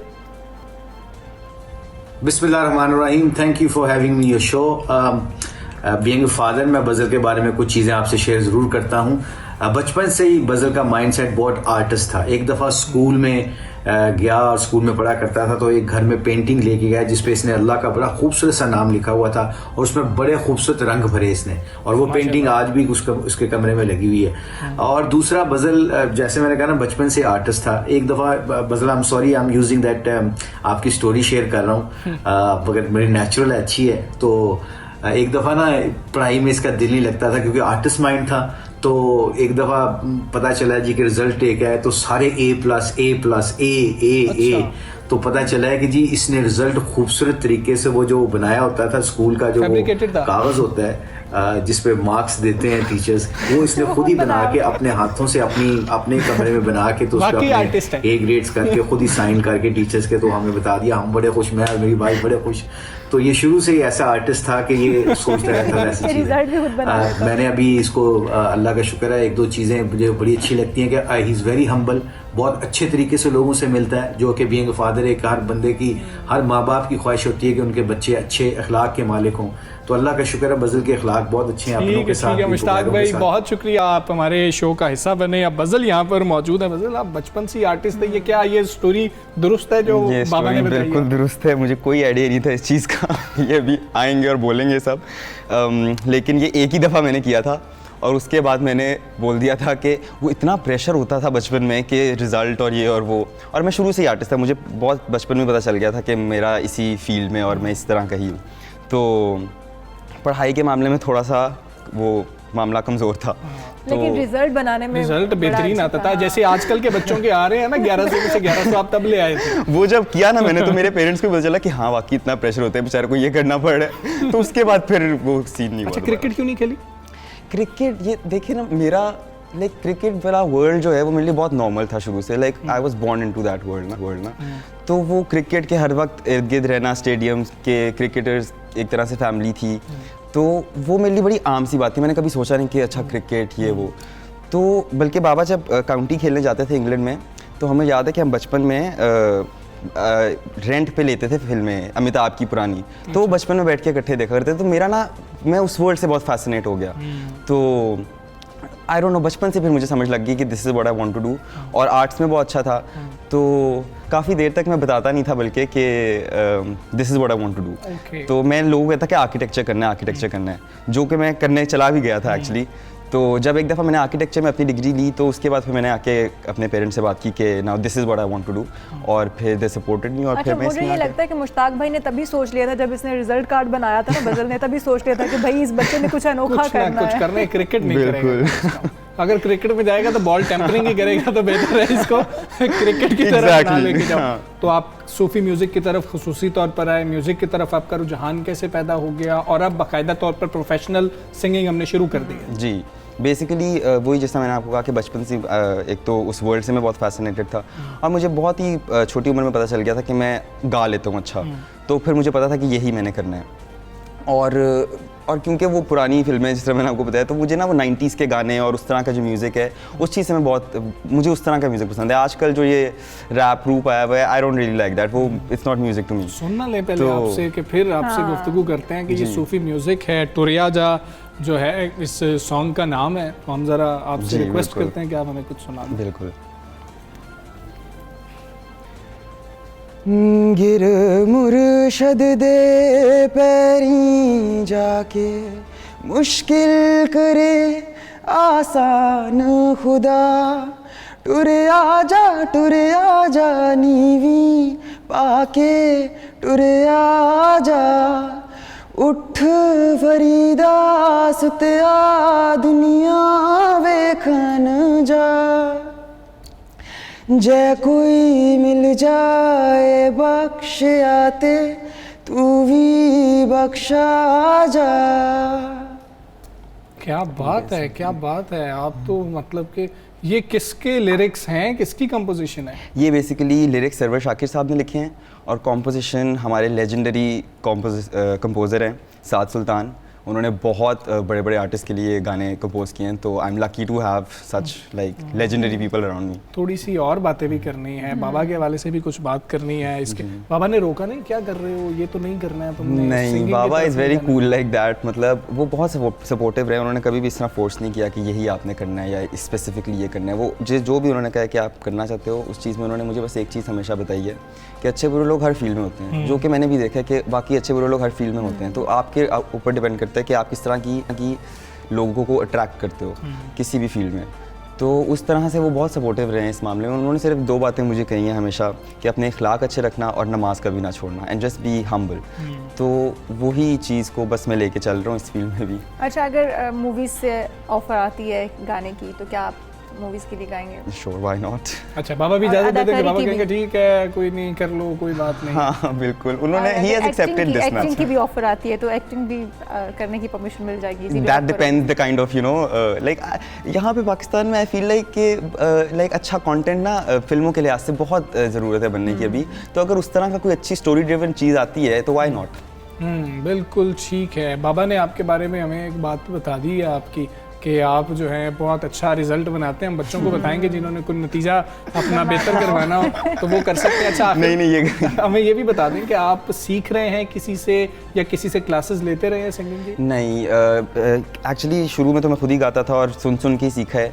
फिर उसके बाद जब मैं इस फील्ड में आया हूँ, इस इंडस्ट्री में मैं एक तरह से आया हूँ अंदर, तो उसके बाद फिर मैंने एज इन थोड़ी सी क्लासेस या थोड़ा सा प्रैक्टिस गुरुओं से और उनसे लेना शुरू की।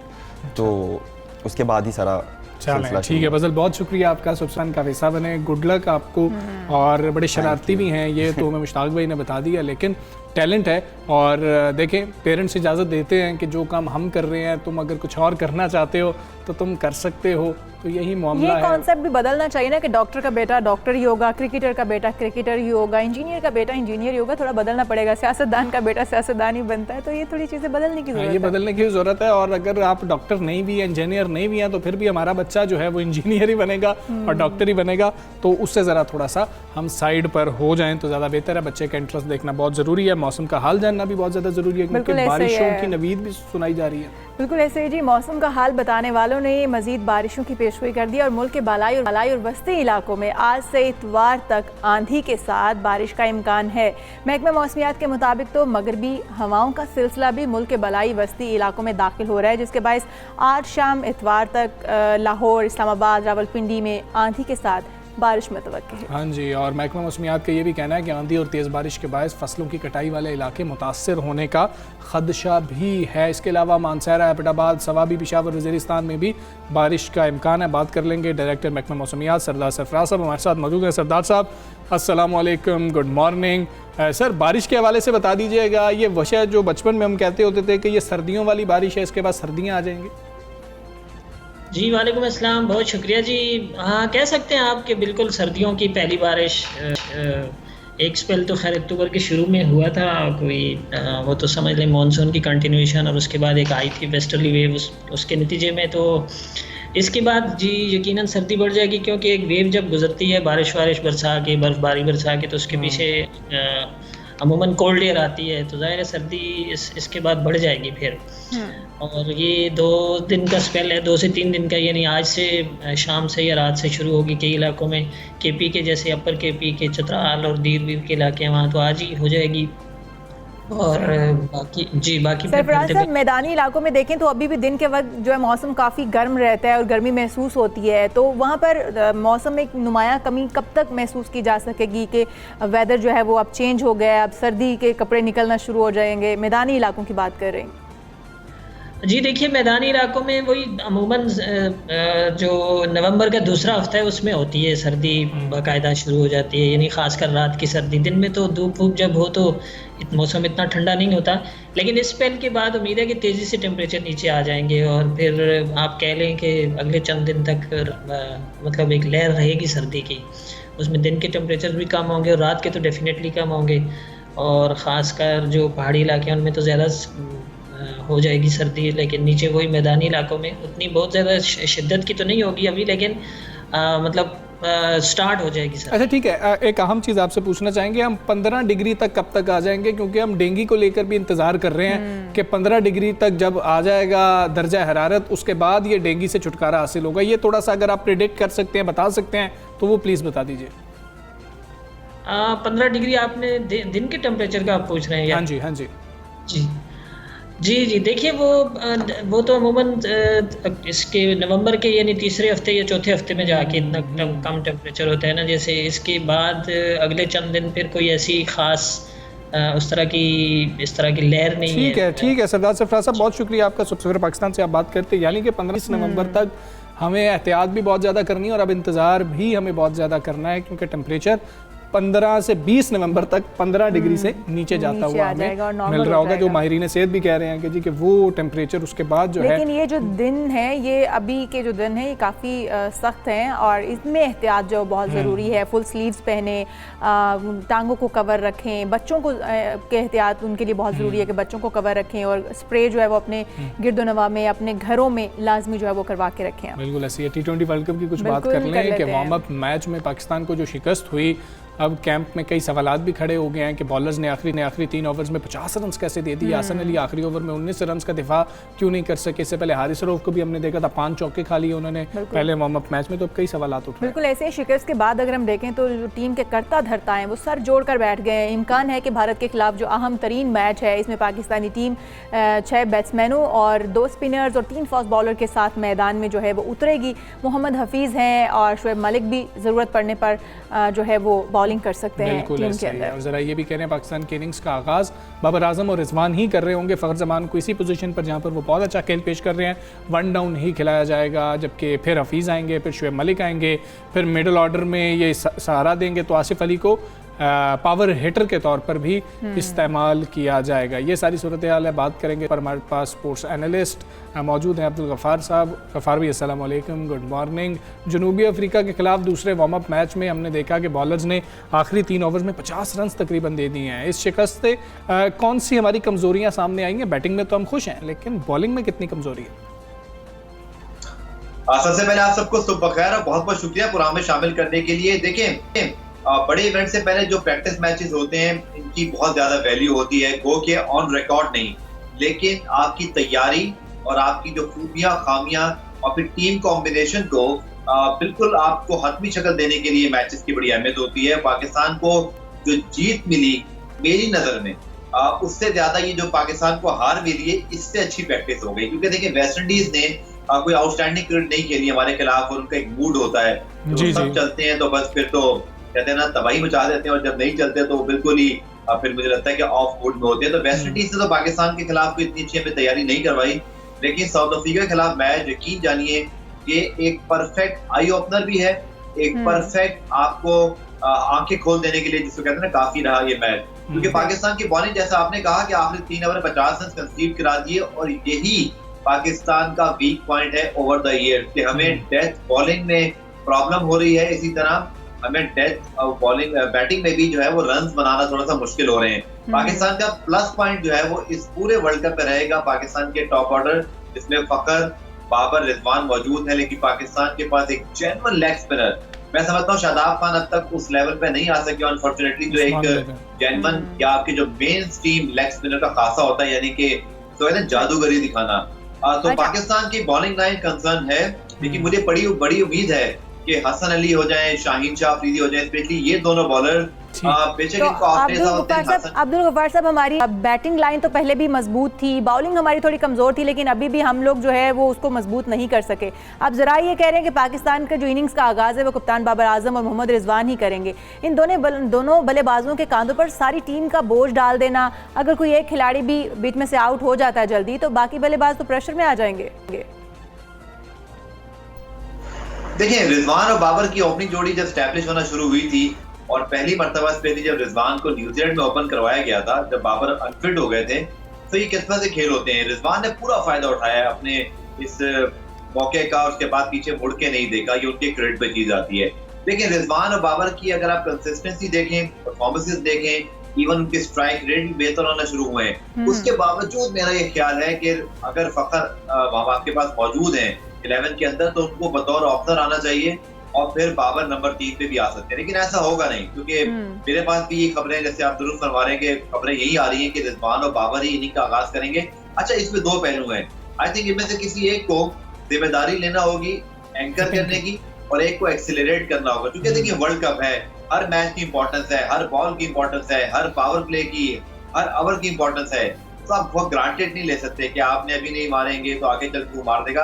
आई थिंक आपको ठीक है गफार भी जरा मोहम्मद हफीज और शुएब मलिक के हवाला है, तजर्बाकार खिलाड़ी हैं, सीनियर खिलाड़ी हैं, भारत के खिलाफ मैच में क्या किरदार इनका होगा और फिर इनको अपनी जाती परफॉर्मेंस के साथ जूनियर खिलाड़ियों को भी टिप्स देनी चाहिए। आप क्या समझते हैं, नफसियाती तौर पर मजबूत होंगे जूनियर खिलाड़ी भी? देखिए, जूनियर खिलाड़ी ऐसा कोई है तो नहीं, क्योंकि देखिए रिजवान और बाबर भी जो है वो बड़े एक्सपीरियंस हो गए हैं, फखर तो खैर ठीक ठाक एक्सपीरियंस है, फिर हफीज, मलिक और आसिफ अली हाँ 6ठे नंबर पे अगर वो आ रहे हैं, आई होप कि उनको नसीहत की जरूरत ना ही पड़े और हम उससे पहले ही बहुत कुछ कर चुकी हूँ, क्योंकि देखिए मैच इंडिया पाकिस्तान का पहले जो बैटिंग कर रहा होगा उसके पहले 6 ओवर पे डिसाइड हो जाना है। मोमेंटम बहुत जरूरी है। रिजवान बाबर के लिए मैं बार बार ये कहूंगा कि उनको यहाँ पर इस वर्ल्ड T20 के अंदर अपनी अप्रोच को थोड़ा सा चेंज करके एग्रेसिव और कहते हैं ना अटैकिंग अप्रोच करनी पड़ेगी। जहां तक बात है हफीज और शुएब मलिक की, आई थिंक दोनों पे बड़ी भारी जिम्मेदारी ऐड होती है, क्योंकि स्पेशली जब ये बाबर के साथ एज अ थिंक टैंक भी जब ऑब्वियसली टीम प्लान कर रही होगी और जब बाबर फील्ड के अंदर पाकिस्तान की बॉलिंग को जो है वो ऑब्वियसली लुक कर रहे होंगे, तो शुएब मलिक और हफीज उनके दोनों दाएं और बाएं बाजू हो सकते हैं जो कि इनको बड़ी अच्छी एडवाइस कर सकते हैं। खुद हफीज बहुत अच्छे बॉलर हैं, Shoaib Malik can contribute with the ball as well, दोनों की बैटिंग जो है वो भी बड़ी करामत होगी। तो यकीन तौर पर तजर्बे का कोई लेवल बदल नहीं होता, बट ये तजर्बा उसी वक्त आपको जो है वो काम आएगा जब इसका इंटेंट बिल्कुल सही है। तजर्बा जो है वो आप कह रहे हैं कि काम जो है वो आता है। आपके नज़दीक जो है भारतीय टीम की क्या कमजोरियां हैं, खासतौर पर इंडियन बल्लेबाजों को कैसे काबू किया जाए, आपका तजर्बा क्या कहता है? देखिए, भारतीय टीम की कमजोरी तो 2017 की चैंपियंस ट्रॉफी का फाइनल उठा के देख ले तो एक चीज समझ में आती है कि अनबीटेबल या कहते हैं ना अनडिफिटेबल नहीं है। ऐसा नहीं है कि वो बिल्कुल नाकाबिले शिकस्त हो गए हैं। ये चीज सबसे पहले आपने दिमाग में बिठा लेनी है। आपको वो याद रखना है 2017 में वो हमसे बहुत बेहतर टीम थी उस वक्त। तो अब तो हम ठीक ठाक टीम हो गए हैं। हमारे पास शाहीन जैसे बॉलर आ गए हैं, हसन उनके साथ मौजूद हैं। इसी तरह आपके पास फीद और शेख मलिक का तजर्बा है। देखिए, भारत की अगर आप बहुत ऑनेस्टली मुझसे पूछें तो उनकी कोई ढूंढने से भी मुश्किल से आपको जो है ना वो एक खामी मिलेगी। उनका टॉप ऑर्डर, उनका यूथ, उनका एग्रेशन, उनकी क्लास बैटिंग की शायद दुनिया में इसमें सबसे बेहतरीन है। एक चीज सिर्फ उनको कमी हो सकती है, अगर पाकिस्तान ने वो यूटिलाइज की कि आप पहले 6 ओवर्स में 10 ओवर में उनका टॉप 3 उड़ा दें, जैसे कि न्यूजीलैंड ने किया था 2019 के सेमीफाइनल में, तो फिर भारत का जो मिड ऑर्डर है वहां पर आप थोड़ा सा कहते हैं ना वो जर्ब लगा सकते हैं। जैसे कि ऋषभ पंत होंगे, इसी तरह सूर्य कुमार यादव हो सकते हैं, ईशान किशन हो सकते हैं। वहां पर ऑब्वियसली नीचे अगर आप देखें तो हार्दिक पांड्या, तो ये वो आपका एलिमेंट है, जोन है जहां पर आप भारत को प्रेशराइज कर सकते हैं। But for that have to take them, कहते हैं ना आपको पहली 3 विकेटें जल्दी गिराना होगी, पहली 2 विकेटें उनको प्रेशर में लाना होगा। दूसरा यही जो मैं आपको लिंक करना चाह रहा हूँ कि इनकी जो मैच खत्म करने वाली एक एबिलिटी है, वो मुझे थोड़ी सी कमी दिखाई देती है। हार्दिक पांड्या के ऊपर भी प्रेशर है, जो कि शार्दुल ठाकुर अब टीम में आ गए। तो इंडिया तो यही चाहेगा कि टॉप 3 में उतना अच्छा खेले कि नीचे की जरूरत ही ना पड़े। पाकिस्तान की कामयाबी ये होगी कि हम भारत को अंडर प्रेशर लेकर आए इब्तदाई विकेटों के बाद, और भारत के मिडल ऑर्डर पे प्रेशर है। बिल्कुल ठीक है, इब्तदाई तौर पर हमें विकेटें लेनी होंगी। गफार भी बहुत शुक्रिया आपका, सबसे पहले पाकिस्तान से आप बात कर रहे थे और कोई हल नहीं है। हम डिफेंसिव तो हो ही नहीं सकते, एग्रेसिव होना पड़ेगा, जल्दी विकेटें गिरानी पड़ेंगी। अगर जल्दी विकेटें गिरा दी तो वही मामला होगा चैंपियंस ट्रॉफी वाला, और अगर जल्दी ना गिराई तो 200 कर सकती है इंडिया की टीम, इतनी बेहतरीन बैटिंग। बिल्कुल ऐसा ही है, लेकिन जिस तरह से वो हिकमत अमली बता रहे हैं कि इस तरह से हिकमत अमली के साथ हम चले और पहले ही हम उनके 3 जो बैट्समैन हैं उनको उड़ा दें, तो फिर उसके बाद जो है वो हम अपनी फतह जो है उसकी फतह को यकीनी बना सकते हैं। तो इंशाअल्लाह हमारी दुआएं जो है वो हमारी पाकिस्तानी टीम के साथ हैं। बिल्कुल जी, हमें इजाज़त दीजिए, अपना बहुत ख्याल रखिए, अल्लाह हाफ़िज़।